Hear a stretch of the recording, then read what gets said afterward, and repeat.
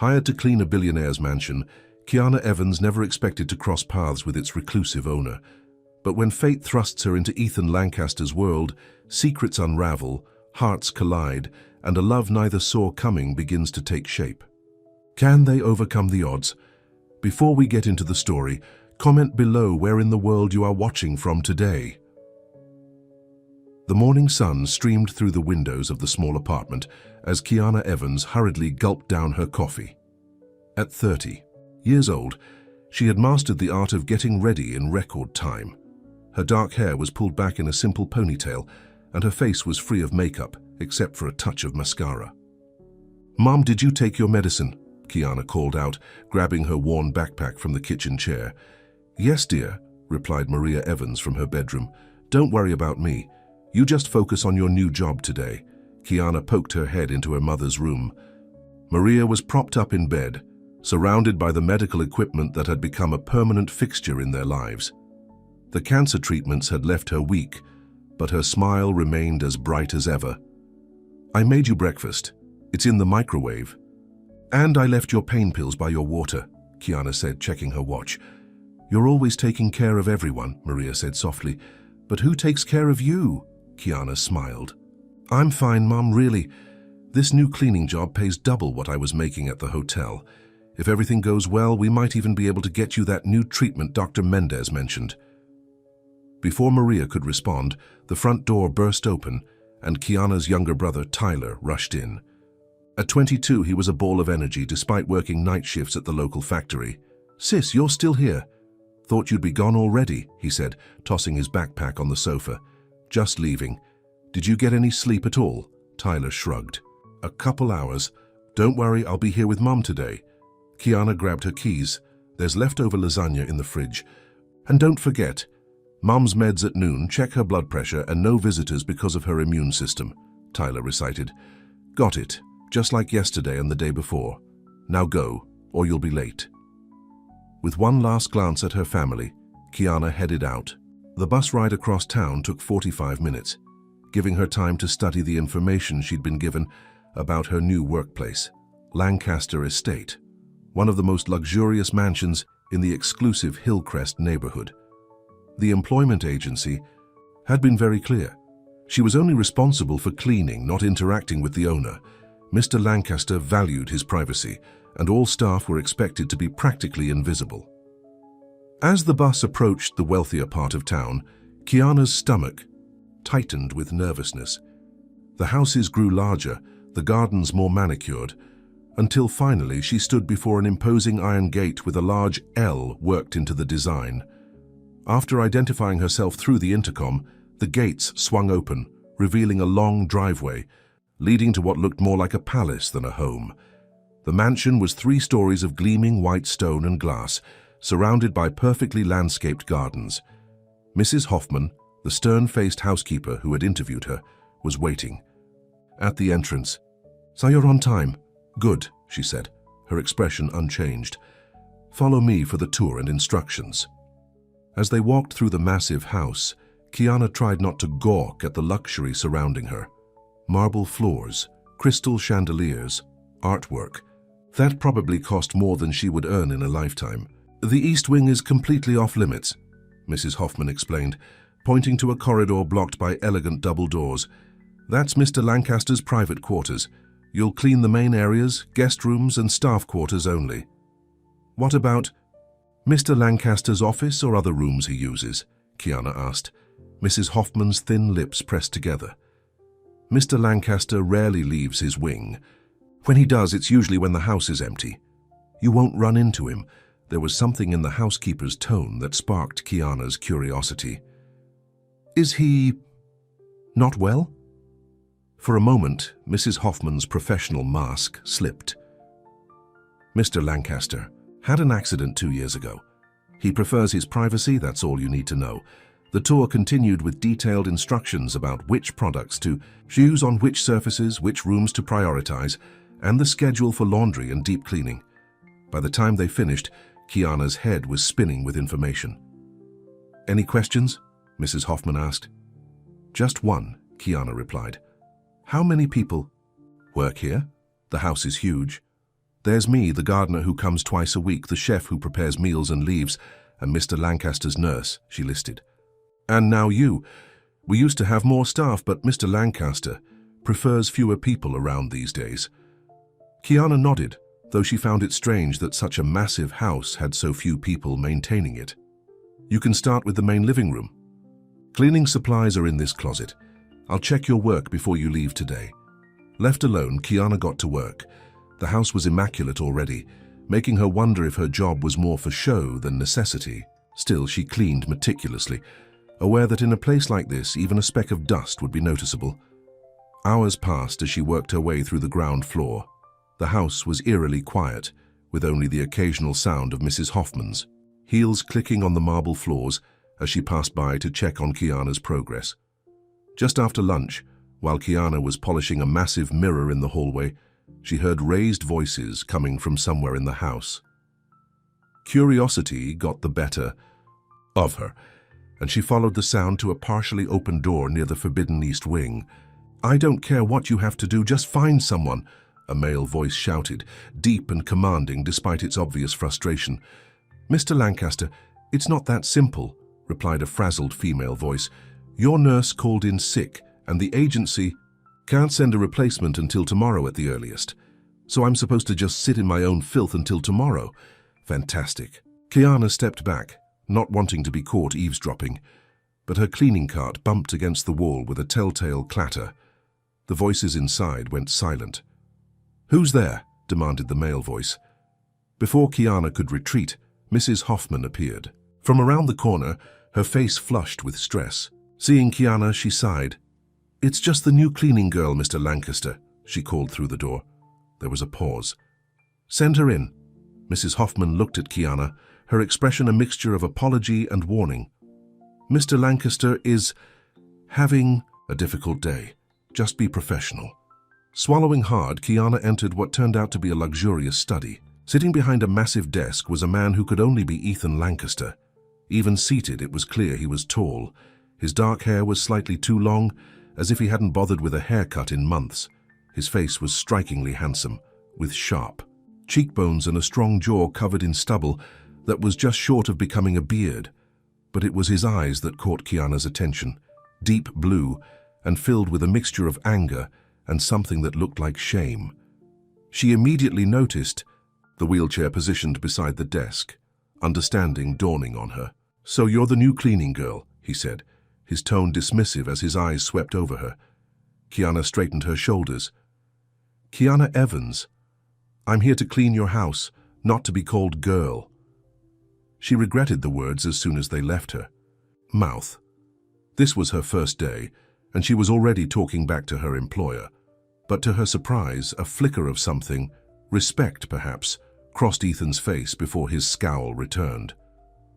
"Well, Kiana Evans, it seems you've walked into a situation. My nurse has abandoned me, and Mrs. Hoffman here can't handle certain aspects of my care."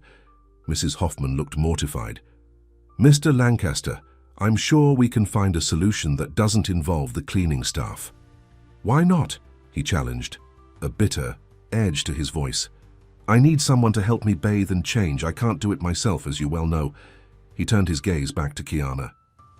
"So are you willing to earn some extra money today, or are you too disgusted by the thought of touching a cripple?" The harshness of his words hung in the air. Kiana saw the pain behind his anger, the vulnerability he was trying to hide behind. Cruelty. "I'm not disgusted," she said calmly. "I helped care for my grandmother before she passed, but I don't know your routine or needs." Something in Ethan's expression shifted. Perhaps he'd expected her to refuse, to be shocked or uncomfortable. "It's not complicated," he said, his voice slightly less hostile. "I need help getting into and out of the shower. I can manage most things from there." Mrs. Hoffman interjected. "Mr. Lancaster, perhaps I should call your brother?" "No," he cut her off sharply. "Alexander is the last person I want here. He'll just use it as another opportunity to lecture me about moving into that assisted living facility." He looked at Kiana again. "I'll pay you double your daily rate for an hour of your time, yes or no?" Kiana thought about her mother, about the expensive treatments that might give her a few more years, about the stack of medical bills on their kitchen table. "Yes," she said firmly. "I'll help." 20 minutes later, Kiana found herself following Ethan's wheelchair through the forbidden East Wing. His bedroom was massive, with floor-to-ceiling windows overlooking the gardens and a bed large enough for 4 people. Everything was designed for accessibility: wider doorways, lower countertops in the attached bathroom, grab bars strategically placed. "I'll tell you what to do," Ethan said as they entered the bathroom. "I don't need your pity or your conversation." Kiana nodded, keeping her expression neutral. She helped him transfer from the wheelchair to the shower bench, carefully following his instructions. When it came time to help with his clothes, she remained professional, treating the task as she would any other. What struck her was how physically fit he was. His arms and upper body were powerfully built, clearly the result of compensating for his paralyzed lower half. The accident, whatever it had been, had taken his mobility but not his strength. Throughout the process, Ethan remained silent except for necessary directions. But Kiana caught him watching her in the mirror, perhaps looking for signs of disgust or discomfort. He wouldn't find any. Her mother's illness had taught Kiana that bodies were just bodies, and everyone needed help sometimes. "You can wait outside while I shower," he finally said once he was situated on the shower bench. "I'll call when I'm done." Kiana stepped out, closing the door behind her. She took the opportunity to look around his living space, noting the absence of personal touches. No photos, no mementos. The only sign that the room belonged to someone with interests beyond basic existence was a bookshelf filled with engineering texts and architectural magazines. When Ethan called for her, she helped him dry off and dress with the same efficiency she'd shown before. As she assisted him back into his wheelchair, her hand accidentally brushed against his, and she felt him flinch at the contact. "Thank you," he said stiffly once he was settled, the words seemingly difficult for him. "Mrs. Hoffman will add the extra payment to your wages." Kiana nodded. "Is there anything else you need before I go back to my regular duties?" "No," he replied, already turning away. "You can go." She was almost to the door when his voice stopped her. "Why didn't you flinch?" he asked, his tone genuinely curious beneath the defensive layer. "When you saw my legs, when you had to touch me, everyone flinches or gets that look in their eyes." Kiana turned back to him. "My mother has cancer. She has a colostomy bag and radiation burns. My grandmother had Alzheimer's and couldn't recognize her own children near the end. Bodies break, Mr. Lancaster. It's what happens when we're lucky. Enough to live in them for a while." Ethan stared at her, clearly not expecting such an answer. For a brief moment, his carefully constructed wall of anger cracked, revealing genuine surprise. "You can go," he repeated, but his voice had lost its edge. As Kiana returned to her cleaning duties, she found herself thinking about the man in the East Wing. How long had he been hiding away in this beautiful prison? How long since someone had treated him as a man rather than a patient or an object of pity? She didn't expect to see him again. Mrs. Hoffman had made it clear that today had been an unusual circumstance. But as she cleaned, she caught herself listening for the sound of wheelchair wheels on hardwood floors. At the end of her shift, as she was gathering her things to leave, Mrs. Hoffman approached her with an envelope.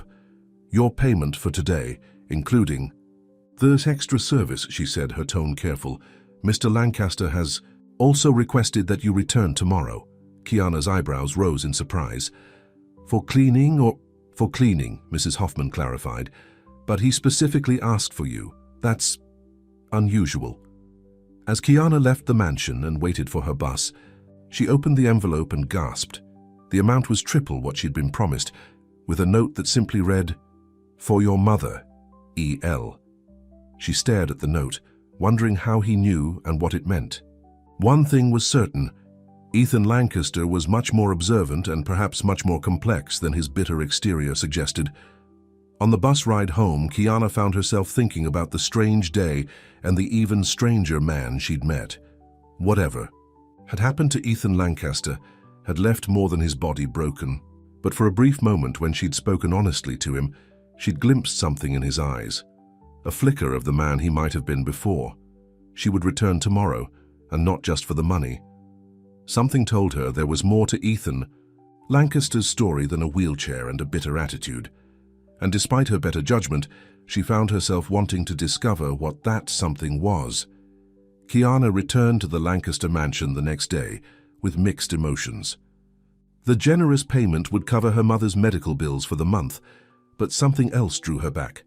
Curiosity about the angry man in the wheelchair who had revealed a moment of unexpected kindness. As she stepped through the grand entrance, Mrs. Hoffman was waiting for her with a tense expression. "The nurse called in sick again," she said without preamble. "Mr. Lancaster is asking for you." Kiana set down her bag. "For the same reason as yesterday?" Mrs. Hoffman nodded, lowering her voice. "I should warn you, he's in a particularly difficult mood today. His brother visited this morning." "I'll manage," Kiana said, heading toward the east wing. The housekeeper's worried expression suggested this wasn't going to be easy. She knocked on Ethan's bedroom door and heard a gruff, "Come in." When she entered, she immediately felt the tension in the air. Ethan was by the window in his wheelchair, staring out at the gardens with rigid shoulders. "Mrs. Hoffman said you needed assistance," Kiana said, keeping her tone professional. Ethan didn't turn around. "My dear brother Alexander paid me a visit, brought some papers for me to sign. Apparently I'm not capable of managing my own affairs anymore." The bitterness in his voice was raw. Kiana remained quiet, sensing he wasn't finished. "He brought brochures for that fancy assisted living facility again.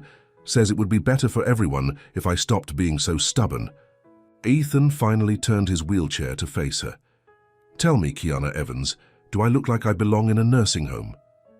Despite his obvious anger, Kiana saw the vulnerability beneath it. She studied him carefully before answering. "You look like a man who's built himself a very comfortable prison," she said honestly. His eyes widened slightly, not expecting such directness. "Excuse me? This house," she gestured around them. "It's beautiful, but when was the last time you left it? When was the last time you spoke to someone who wasn't paid to be here?" A muscle twitched in his jaw. "I didn't ask for your analysis of my life." "No, you asked if you belong in a nursing home," she replied calmly. "You don't, but you don't belong locked away in here either." For a moment, she thought she'd pushed too far. His expression darkened, and she braced herself for him to fire her on the spot. Instead, he let out a short, humorless laugh. "You've got guts, I'll give you that. Most people just nod and agree with whatever they think I want to hear." "I'm not most people," Kiana said. "Now, do you need help with your shower, or should I go back to dusting your expensive furniture?" The tension in the room eased slightly, as Ethan shook his head, almost amused by her forthrightness. "The shower, please. Then maybe you can tell me more about how I've imprisoned myself while you clean my cell." Their routine was smoother today. Kiana already knew the steps, and Ethan seemed less defensive about needing her help. As she waited outside the bathroom, while he showered, she noticed a framed architectural drawing on the wall she had missed yesterday. A sleek modern building with Lancaster Innovations written at the bottom. When Ethan called for her, she helped him dry off and dress with the same professional efficiency as before. But this time he didn't immediately dismiss her. "That drawing you were looking at," he said, adjusting his shirt. "That was the last project I designed before the accident. It was supposed to be our company's new headquarters." "You're an architect?" Kiana asked, genuinely interested. "Was," he corrected bitterly. "Hard to visit construction sites in this thing." He tapped the arm of his wheelchair. "There are successful architects who use wheelchairs," Kiana said, gathering the wet towels. "Not according to my brother. He thinks clients won't take me seriously anymore."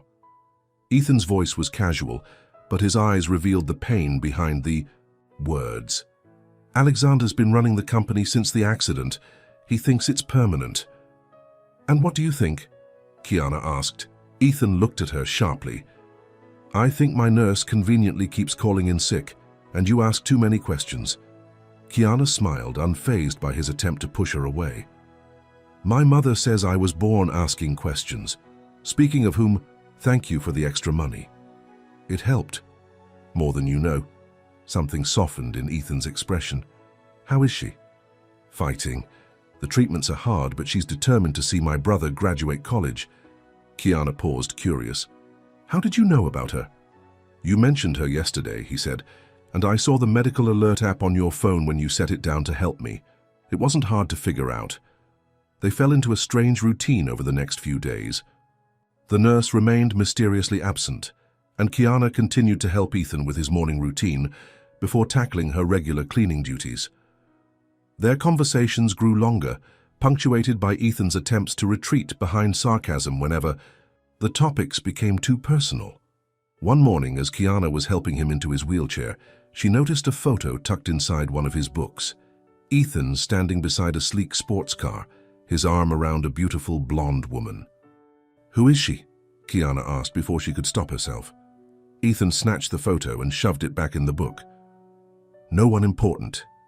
"She doesn't look like no one important," Kiana pressed gently. After a moment of tense silence, Ethan sighed.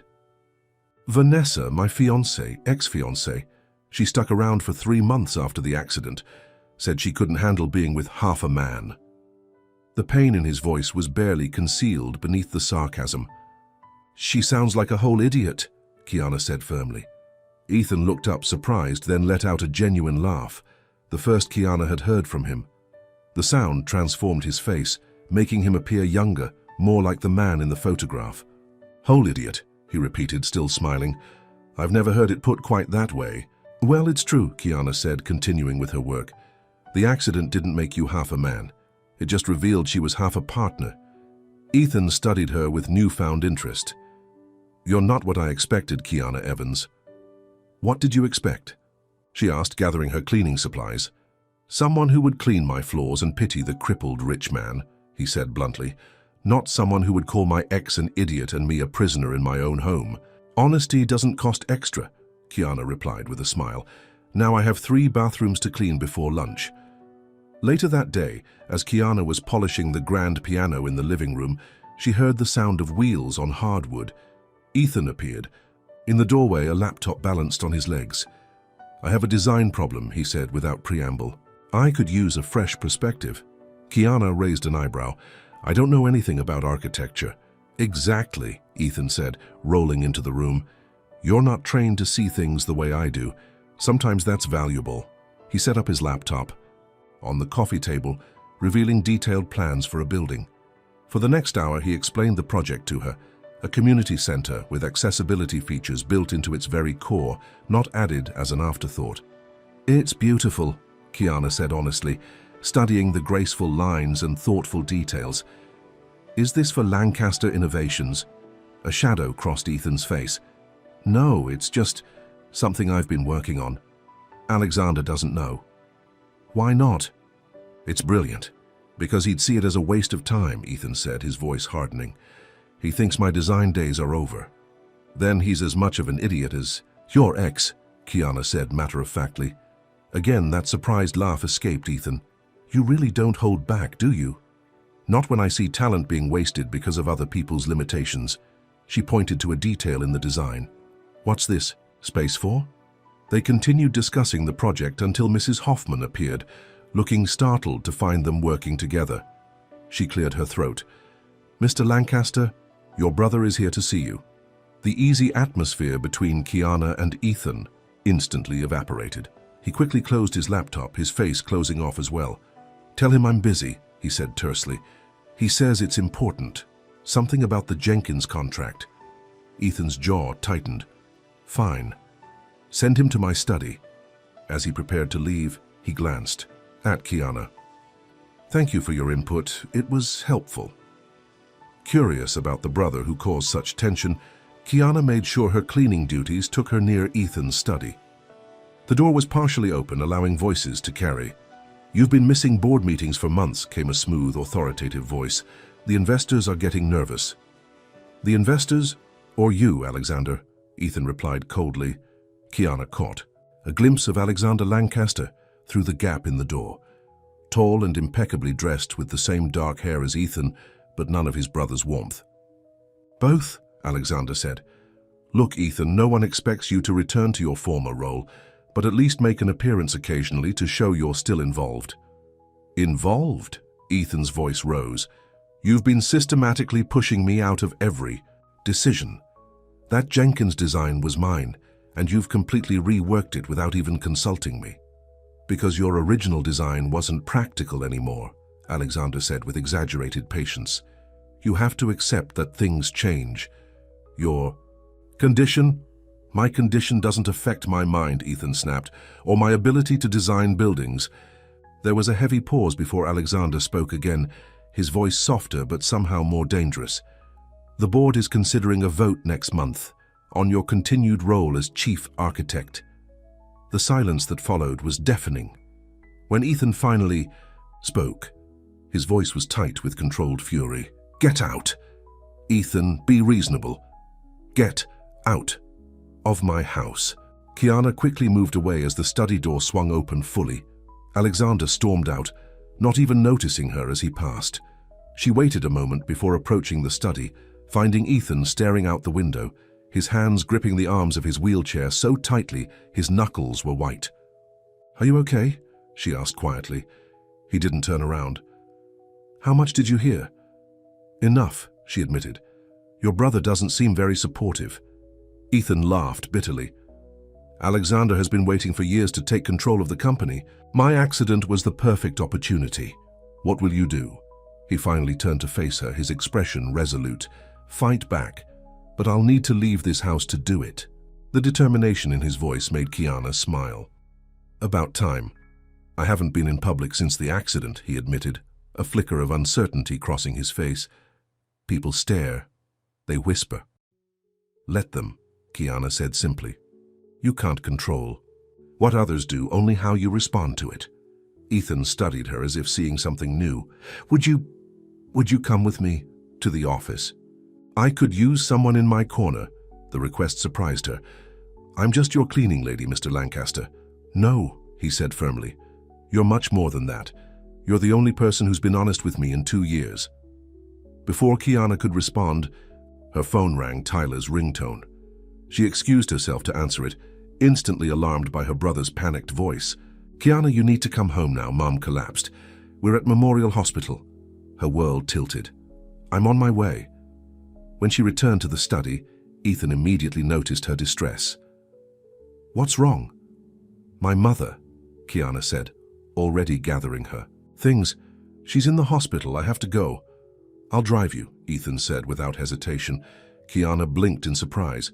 You don't have to. I know I don't have to, he cut her off. I want to. My car has hand controls. Let me help you for a change.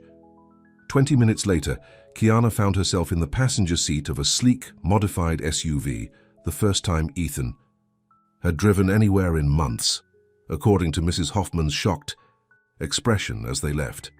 At the hospital, Ethan insisted on coming inside with her. As they made their way through the corridors, Kiana noticed how people's gazes lingered on Ethan in his wheelchair. Some looked away quickly when he caught them staring.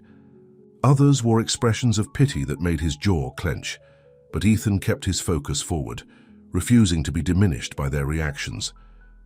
When they reached the waiting room, Tyler stood up, his expression a mixture of relief at seeing his sister and confusion at her companion.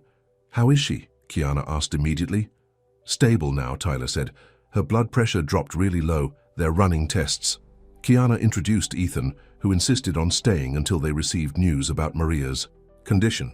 As they waited, Kiana saw a new side of him. Patient, supportive, and unexpectedly good at distracting Tyler with questions about his engineering studies. When the doctor finally appeared with news that Maria needed additional treatments, expensive ones, Kiana felt her heart sink. The doctor left them to discuss options, and Tyler stepped out to make some calls. I can't afford this, Kiana whispered, the weight of reality crushing down on her. Even with the extra money from the job. Ethan was quiet for a long moment before speaking. Let me help. Kiana's head snapped up. No, I can't accept that. Why not? He challenged. You've helped me more in 1 week than anyone has in 2 years. That's different. It's my job. Telling me I've built myself a prison wasn't in your job description, he pointed out. Neither was giving me the courage to leave my house today. Their eyes locked, an unspoken understanding passing between them.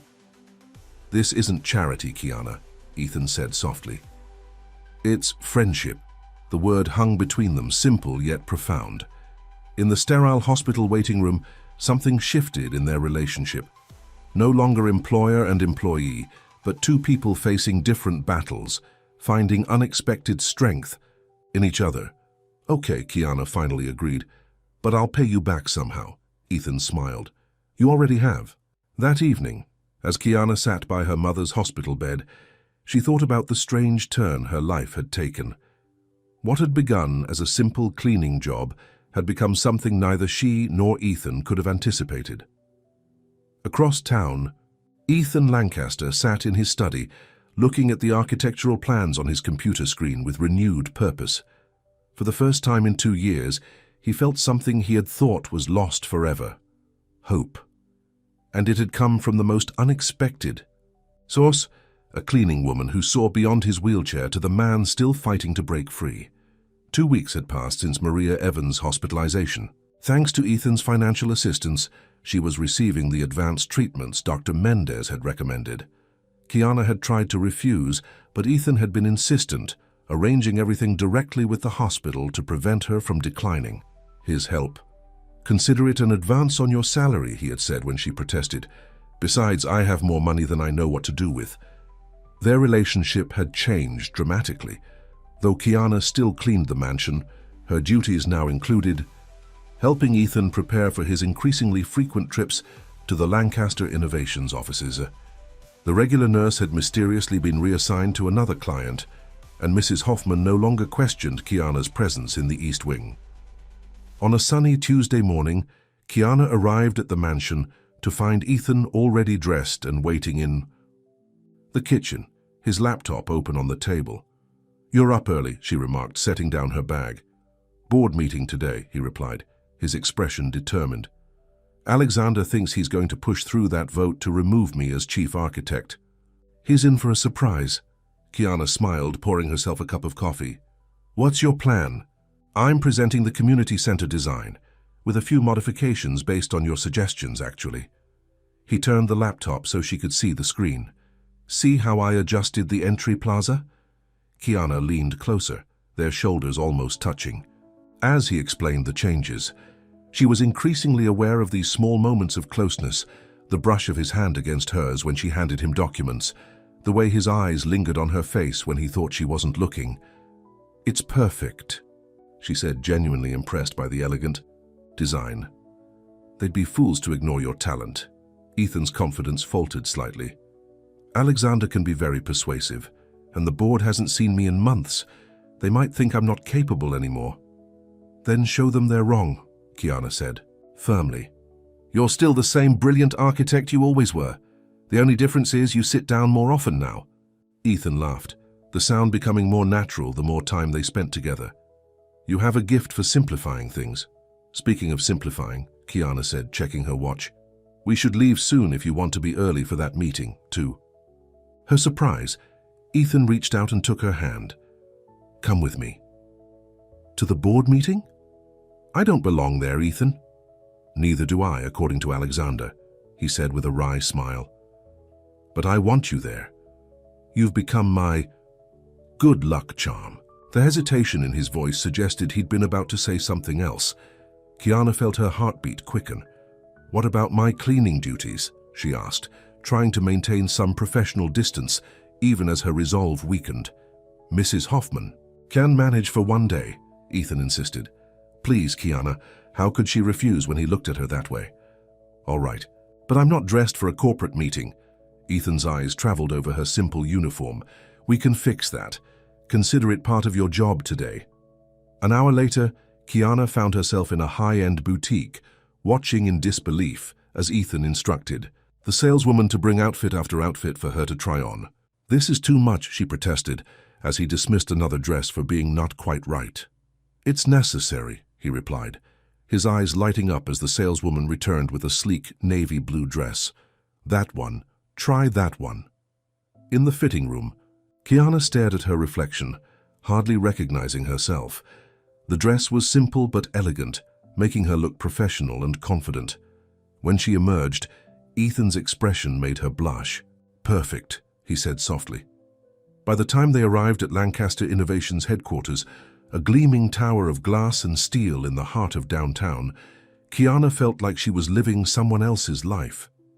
Employees stared as Ethan wheeled himself through the lobby, whispers following in their wake. It was clear that his appearance was causing a stir. "Mr. Lancaster." A young woman hurried toward them, her expression a mixture of surprise and delight. "We didn't know you were coming in. Today." "Hello, Jessica," Ethan replied warmly. "I decided it was time to check in personally. Is the board assembled?" "Yes, sir, your brother is just beginning the meeting." Jessica glanced curiously at Kiana. "This is Kiana Evans, my assistant," Ethan said, the lie coming easily.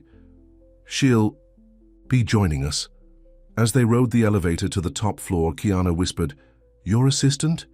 "It was easier than explaining you're the woman who helps me shower and has been giving me the courage to reclaim my life," he whispered back with a mischievous smile.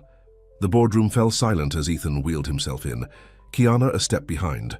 Alexander Lancaster stopped mid-sentence, his expression shifting from shock to barely concealed annoyance. "Ethan," he said, recovering quickly, "this is unexpected. We weren't aware you'd be joining us." "Clearly," Ethan replied dryly, positioning his wheelchair at the empty space at the head of the table. "Please don't let me interrupt. You were saying something about my continued role as chief architect?" The tension in the room was palpable. Alexander's smile didn't reach his eyes. "We were discussing the company's direction moving forward.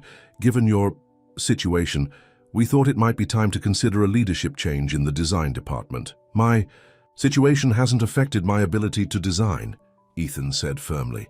"In fact, I've been working on something new." He pulled out a flash drive and handed it to Jessica. "If you wouldn't mind bringing this up on the screen." As the community center plans appeared on the large display, Ethan began to present with a confidence and passion that transformed him. Kiana watched from her seat by the wall, filled with pride as he expertly addressed questions and defended his innovative approach to accessibility. Most of the board members seemed genuinely impressed, but Alexander's expression grew increasingly sour. When Ethan finished, Alexander cleared his throat. "It's a nice concept. Rather, but hardly practical for our commercial clients. They want profit-maximizing designs, not charity projects, sir." "This isn't charity," Ethan countered. "It's innovation. Universal design principles benefit everyone, not just people with disabilities. And it opens up new markets for Lancaster innovations." "The board needs to consider what's best for the company," Alexander insisted. "And frankly, your limited mobility makes site visits and client meetings problematic." "That's why I have an assistant now," Ethan replied smoothly, gesturing to Kiana. "Problem solved." Alexander's gaze turned to Kiana, cold and calculating. "Yes, your assistant. The woman who was cleaning your house just last month." A murmur rippled through the board members. Kiana felt her cheeks burn, but kept her expression neutral. How had Alexander learned about her role?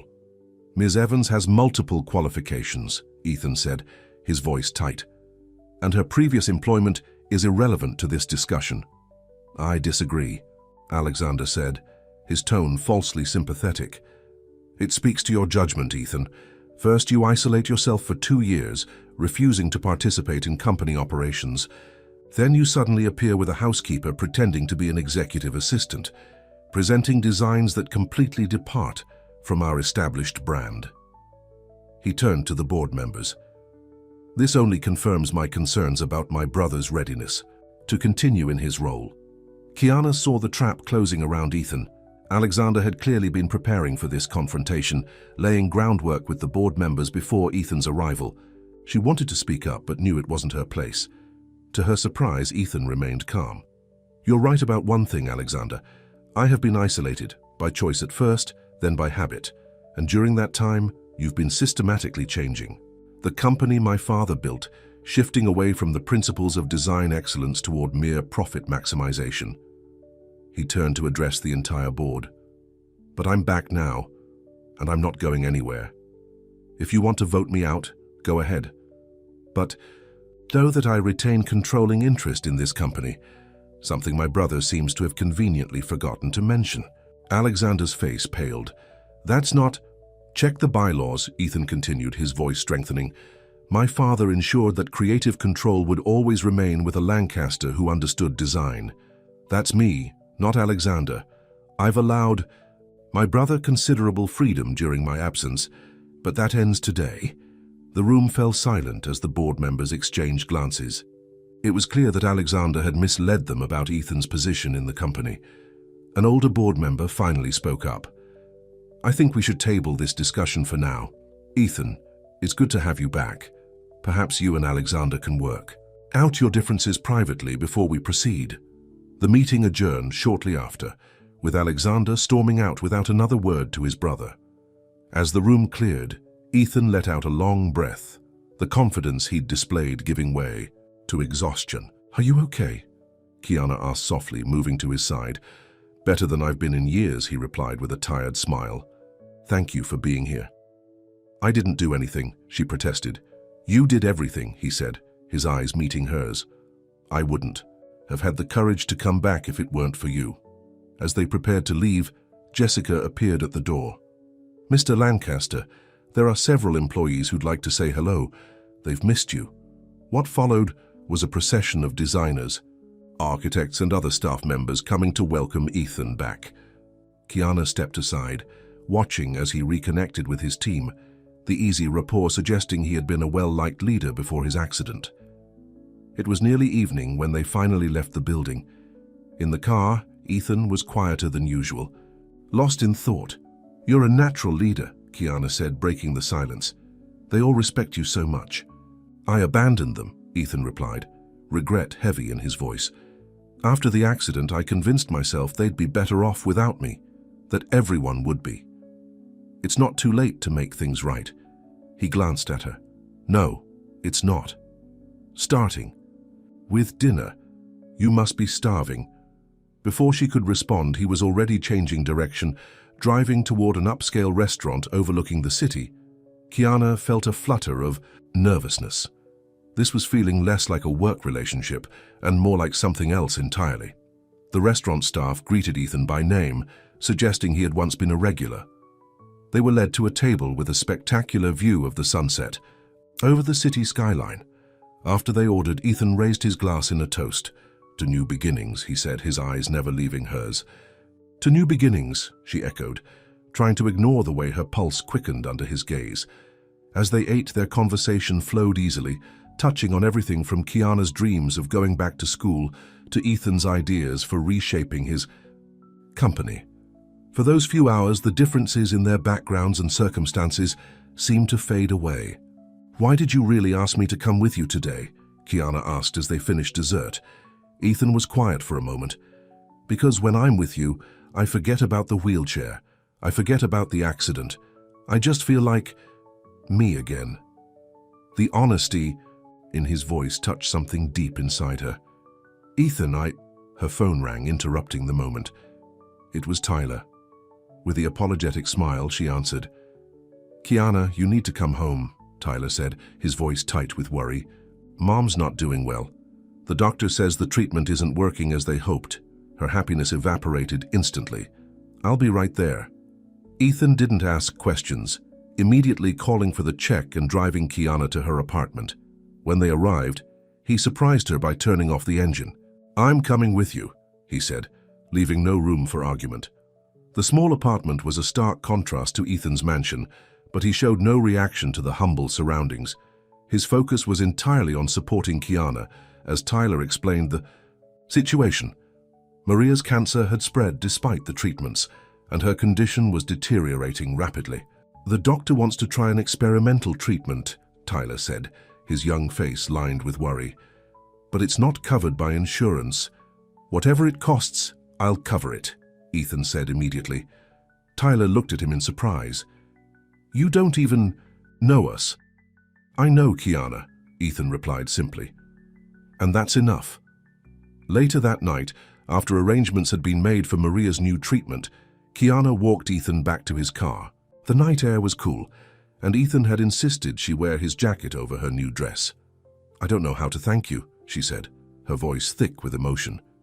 You don't need to, he replied. You've given me something far more valuable than money. Kiana, what's that? A reason to get out of bed in the morning, he said softly. A reason to fight for my life again. The moment stretched between them, charged with unspoken feelings.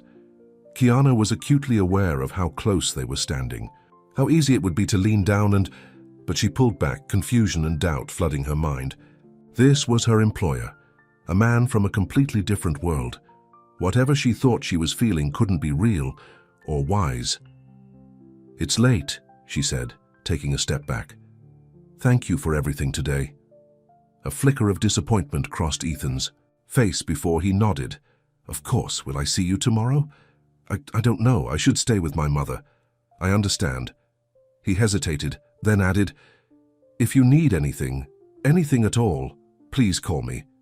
As she watched him drive away, Kiana felt torn between gratitude for his kindness and fear of the growing feelings she couldn't deny. What had started as a simple job had become complicated in ways she never anticipated. Inside, Tyler was waiting, with a knowing look. "So your boss seems pretty invested in our family." "It's not like that," Kiana said automatically. "Really? Because from where I'm standing, that man looks at you like you hung the moon."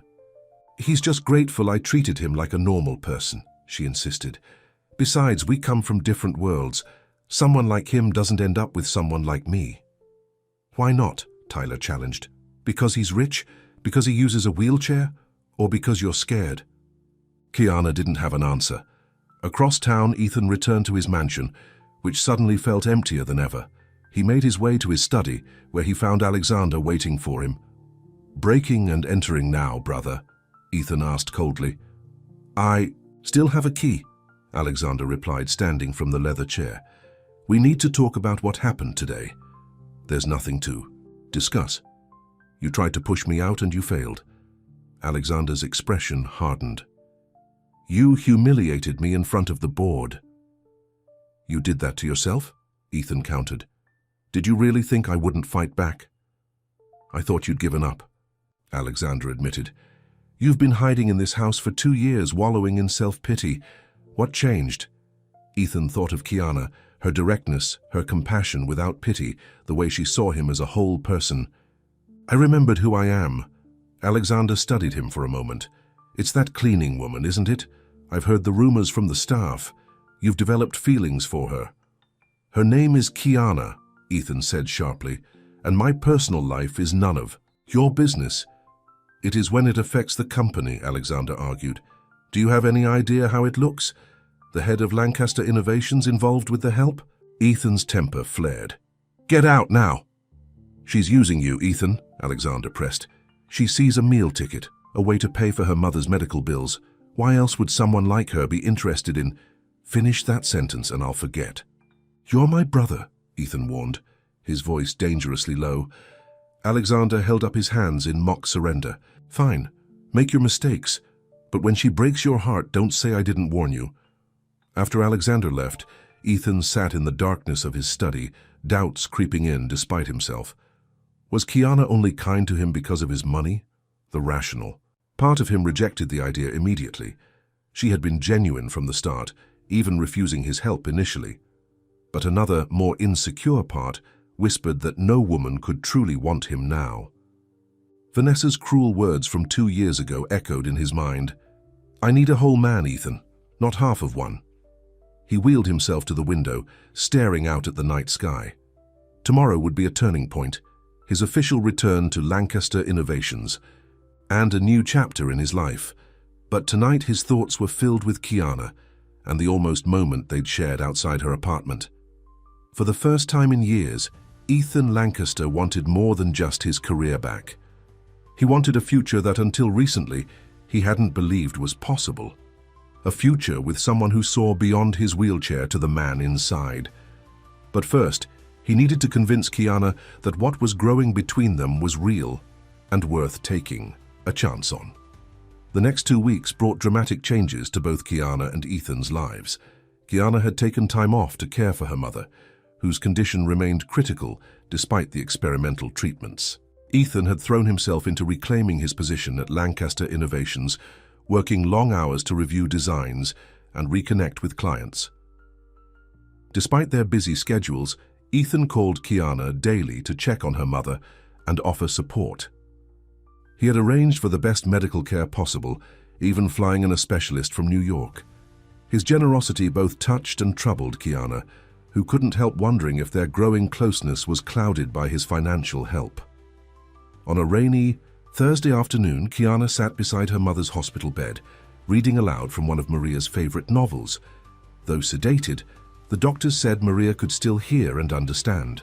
"You always had good taste in men," Maria said suddenly, her voice weak but clear. Kiana looked up in surprise. Her mother had been drifting in and out of consciousness all day. "What do you mean?" "You're Ethan," Maria replied with a small smile. "He came by earlier when you were getting coffee. Sat with me for a while." "He's not my Ethan, Mom," Kiana corrected gently, though her heart skipped at the thought.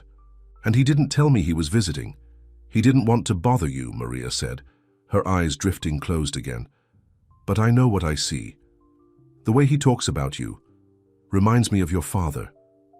Before Kiana could respond, her mother had fallen, back asleep. She sat there, confused by the revelation that Ethan had been visiting Maria without telling her.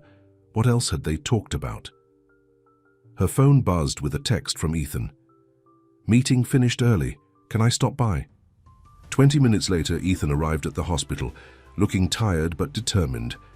He had a large envelope under his arm and a cautious smile for Kiana. "Mom mentioned you visited earlier," Kiana said as they walked to the hospital cafe.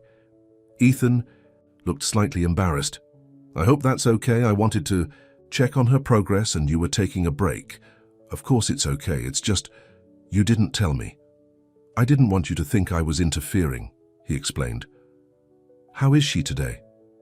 Kiana's expression darkened. "The same. The doctors say the treatment needs more time, but I can see they're not optimistic."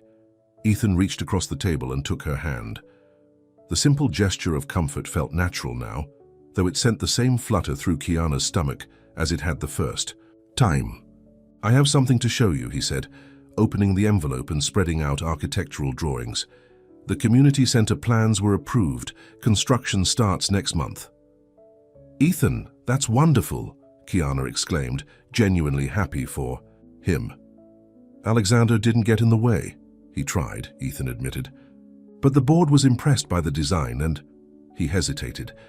"I've dedicated the building to your mother." Kiana stared at him in shock. "What?" He turned the page to show her the building's name. "The Maria Evans Community Center for Accessibility and Arts." "Why would you do that?" she whispered, tears filling her eyes. "Because without you and your family, I wouldn't have found my way back," Ethan said simply. "Your mother raised an extraordinary daughter who taught me to see beyond my limitations." It seemed fitting. Kiana was speechless, overwhelmed by the gesture. Before she could find words to respond, her phone rang. Tyler calling from their mother's room. "Kiana, you need to come back," he said, his voice breaking. "The doctor says, they say it won't be much longer." The next hours passed in a blur, full of grief and medical terms. Maria Evans' body was shutting down, the cancer finally winning its battle despite all the interventions. Ethan stayed with Kiana and Tyler, a quiet but steady presence as they said their goodbyes. In the early hours of the morning, Maria passed peacefully with her children holding her hands. Kiana's world collapsed around her, the loss of her mother, leaving her hollow despite having prepared for this moment for months. Through the fog of grief, Ethan remained a constant support, handling funeral arrangements, ensuring Kiana and Tyler had everything they needed, and giving them space to mourn. The day of the funeral was bright and sunny, a contrast to the somber occasion. The small church was filled beyond capacity, not with expensive flowers or elaborate displays, but with people. Friends, neighbors, former patients Maria had cared for as a nurse before her illness.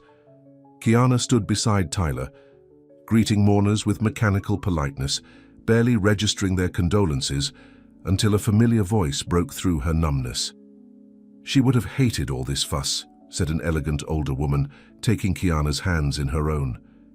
"But she would have loved seeing how many lives she touched." Kiana blinked in confusion, not recognizing the woman. "I'm sorry, how did you know my mother?" The woman smiled gently. "I didn't. But my son has told me so much about her, and about you, that I feel like I did." She squeezed Kiana's hands. "I'm Eleanor Lancaster, Ethan's mother."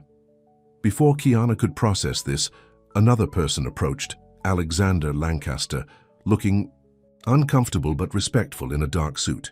"Miss Evans," he said formally, "my condolences for your loss." Kiana nodded stiffly, remembering his accusations about her using Ethan for money. Eleanor placed a restraining hand on her elder son's arm. "Alexander came to pay his respects," she said, her tone leaving no room for argument. "As did I. Your mother raised a remarkable daughter." After they moved on, Kiana sought out Ethan, who was speaking quietly with Tyler near the church entrance. "Your mother and brother are here," she said, still surprised by their presence. Ethan nodded. "Mom insisted on coming. She wanted to meet you properly, though I wish it had been under different circumstances. And Alexander." "He's trying," Ethan said with a slight shrug. "Mom can be very persuasive when she wants to be." The days following, the funeral passed in a haze of paperwork and decisions. Kiana and Tyler had to deal with their mother's modest estate and the apartment they could no longer afford without her pension. Ethan offered solutions for everything. Tyler could move into campus housing with a scholarship Ethan arranged, and Kiana could stay in the guest house on his property until she decided what was next. "I can't accept that," Kiana said when he made the offer. They were sitting in her half-packed apartment, surrounded by boxes of memories. "You've done too much already." "It's just a practical solution," Ethan insisted. "The guest house sits empty and you need somewhere to stay." "People will talk," she said, voicing one of her many concerns. "Let them," he replied with a shrug. "Since when do you care what people think?" "Since it might affect your reputation," Kiana admitted. "Your brother already thinks I'm using you for your money." Ethan's expression hardened. "Alexander doesn't get a vote in my life anymore. Neither does anyone else." He took her hand. "Kiana, I'm not offering because I feel sorry for you or because I want something in return. I'm offering because I care about you." The sincerity in his voice broke through her defenses. Exhausted from grief and worry, she finally accepted. The Lancaster Estate guest house turned out to be larger than the apartment where Kiana had grown up. Situated at the edge of the property, it offered privacy while still being close to the main house. Ethan had arranged for her things to be moved, and Mrs. Hoffman had stocked the kitchen and placed fresh flowers in every room. "It's too much," Kiana said as Ethan showed her around. "It's not enough," he replied softly. That evening, sitting on the guest house porch watching the sunset, Kiana felt a strange mixture of grief and gratitude. She had lost her mother, but somehow found a support system she never expected. "Penny, for your thoughts," Ethan said, wheeling himself onto the porch with 2 glasses of wine. "Just thinking about how unpredictable life is," she replied, accepting a glass. "A few months ago, I was worried about making rent. Now I'm living in a guest house on a millionaire's estate." "Billionaire, actually," Ethan corrected with a self-deprecating smile. "Not that it matters." "It matters to some people," Kiana said, thinking of Alexander. Ethan studied her face. "But not to you. That's what makes you different, Kiana. You saw me, not my money or my wheelchair, just me." The air between them seemed to thicken with unspoken emotions. Kiana took a sip of wine to steady herself. "I should get back to work soon," she said, changing the subject. "I can't stay here indefinitely." "Actually, I wanted to talk to you about that," Ethan said. "Lancaster Innovations needs a community outreach coordinator for the new center. Someone who understands people, who can connect with the community and ensure the center truly serves their needs." Kiana raised an eyebrow. "And you think that's me?" "I know it's you," he said with conviction. "You have a natural ability to see what others need. And you understand the importance of dignity and independence, not just accessibility." "I don't have the qualifications for a corporate position like that," she protested. "You have exactly the qualifications that matter," Ethan insisted. "Everything else you can learn, and—" He hesitated. "It would mean we could still see each other every day." There it was, the truth behind the job offer. Kiana's heart raced, but doubt still nagged at her. "Ethan, You don't have to answer now," he said quickly. "Just think about it." The next few weeks fell into a strange new pattern. Kiana settled into the guest house, Tyler moved into campus housing, and Ethan divided his time between the mansion and his office downtown. They saw each other almost daily, sharing meals and conversations that grew increasingly personal, yet both carefully avoided addressing the growing tension between them. Then came the night of the Lancaster Innovations annual gala, a lavish charity event that Ethan had insisted Kiana attend as his guest. He had sent a designer to the guest house with a selection of evening gowns, none of which Kiana felt comfortable wearing. "I don't belong at an event like this," she told Ethan when he called to check if everything was ready. "These people are your business associates and friends. I'm just the most important person in my life," Ethan finished for her. "Please come, Kiana. I need you there." How could she refuse when he put it that way? Hours later, Kiana found herself in a midnight blue gown that made her feel like a princess, her hair swept up in an elegant style that the stylist Ethan sent had insisted on. When she emerged from the guest house, Ethan was waiting in his wheelchair, looking devastatingly handsome in a tuxedo. "You are breathtaking," he said, his voice filled with admiration. The gala was held at the city's most exclusive hotel, transformed for the evening into a glittering wonderland of lights and flowers. As Ethan's guest, Kiana found herself the subject of curious glances and whispered speculation. "Ignore them," Ethan advised, as he noticed her discomfort. "They're just surprised to see me with someone after all this time." Alexander approached. Them during the cocktail hour, his smile tight but polite. "Ethan, Miss Evans, you both look well." "Thank you, Alexander," Ethan replied coolly. "Is Mother here yet?" "Just arrived. She's looking for you, actually." Alexander turned to Kiana. "That color suits you, though I imagine anything would be an improvement over a cleaner's uniform." Before Kiana could respond to the thinly veiled insult, another voice joined the conversation. "There you are." Eleanor Lancaster approached, elegant in silver gray. "Kiana, dear, I'm so glad you could come. Ethan tells me you've been instrumental in the community center project." The older woman linked her arm through Kiana's, effectively dismissing Alexander. "Come, let me introduce you to some people who are very interested in the outreach programs you're developing." As Eleanor led her away, Kiana glanced back to see Ethan engaged in what appeared to be a tense conversation with his brother. "Don't worry about those two," Eleanor said, following her gaze.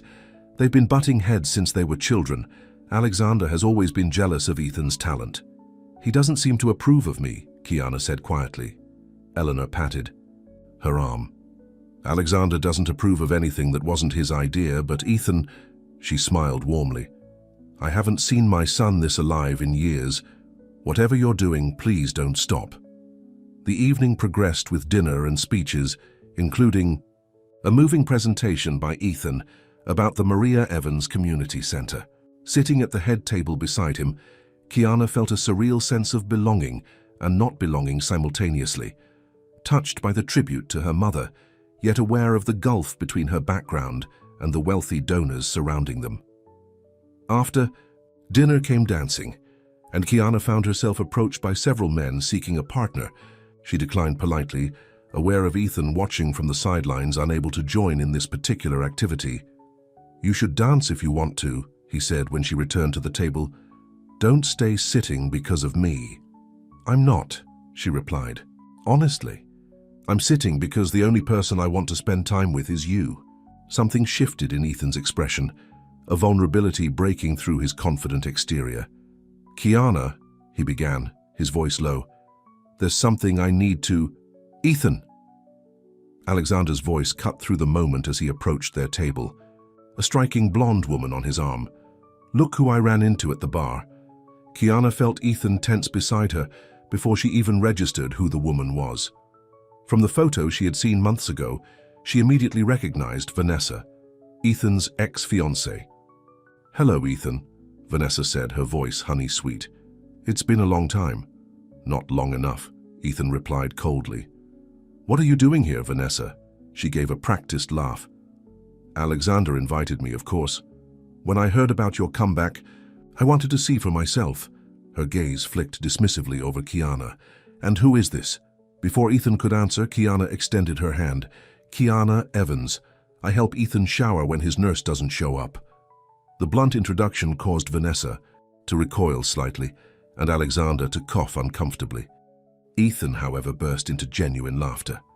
Among other things, he added, taking Kiana's hand in his. Kiana is also the inspiration behind our newest project and the most honest person I've ever met. Vanessa's perfect smile faltered. How nice.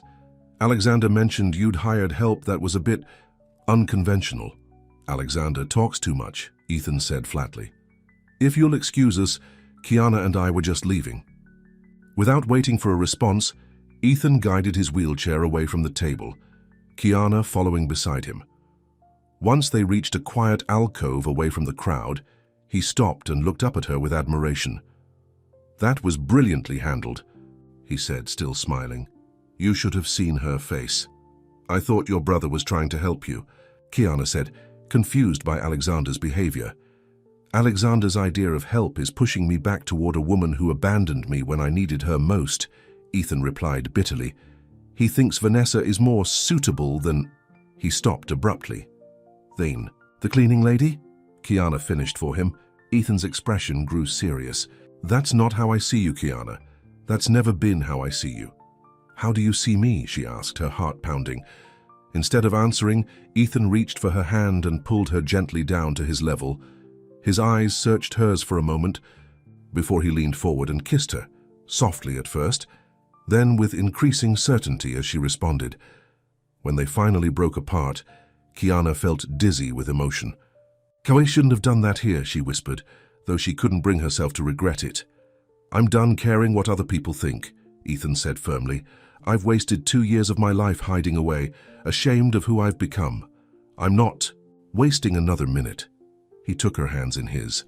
Kiana Evans, I am completely in love with you, not because you helped me when I was at my lowest, but because you showed me I was still whole, still capable of feelings I thought were gone forever. Kiana felt tears welling in her eyes. Ethan, there are so many reasons this is complicated. Your brother, your position, your world, none of that matters, he insisted. The only thing that matters is how you feel. If you don't feel the same way, I'll understand. But if there's even a chance... I love you too, she interrupted, the words escaping before she could overthink them. I've been fighting it because it seemed impossible, but I do. Relief and joy washed over Ethan's face. Then nothing else matters. It's not that simple, Kiana protested weakly. It can be, he countered. We make it simple. I love you. You love me. Everything else is just details. As if to prove his point, he pulled her into another kiss, unconcerned about who might see them. Later that night, after they had left the gala and returned to the estate, they sat on the guest house porch talking until dawn about their fears, their hopes, and the unexpected journey that had brought them together. What happens now? Kiana asked as the first rays of sunlight appeared on the horizon. Whatever we want, Ethan replied, taking her hand. We can figure it out together. People will talk, she said, echoing her earlier concern. Let them, Ethan said with a smile. Maybe they'll learn something about seeing beyond the surface. 6 months later, the Maria Evans Community Center opened its doors to the public. Ethan and Kiana stood together at the ribbon-cutting ceremony, his wheelchair positioned beside her as they welcomed the first visitors. Alexander attended with their mother, his attitude toward Kiana having gradually shifted from disdain to grudging respect as he witnessed her genuine commitment to the center's mission and to his brother's happiness. My mother would have loved this, Kiana whispered to Ethan, as they watched children exploring the art studios designed to accommodate all abilities. She does love it, Ethan replied, squeezing her hand, just from a different perspective now. As the day drew to a close, Ethan led Kiana to a private corner of the building's rooftop garden, a special feature he had designed specifically with this moment in mind. I have something to ask you, he said, reaching into his pocket and producing a small velvet box. Something I've been thinking about since the first day you told me I had built myself a prison and needed to break free. Kiana's heart raced as he opened the box to reveal a simple but elegant diamond ring. You've shown me that limitations only exist if we accept them, Ethan continued. You've taught me that true love sees beyond the surface to the person within. Kiana Evans, will you marry me? Tears filled her eyes as she nodded, unable to speak through her emotion. As Ethan slipped the ring onto her finger, she finally found her voice. "Yes," she said, leaning down to kiss him. 1,000 times, yes. From his wheelchair, Ethan Lancaster looked up at the woman who had given him back his life, his hope, and his future. The accident had taken his ability to walk, but it had ultimately led him to something far more precious, a love that saw beyond his wheelchair to the man he truly was. And Kiana, who had once entered his home as a cleaning woman, just trying to make ends meet, had found not only financial security but something she never expected, a partner who valued her honesty, her strength, and her heart. Together, they had proven that true love doesn't see limitations or social boundaries. It simply sees the person beyond the surface, the end.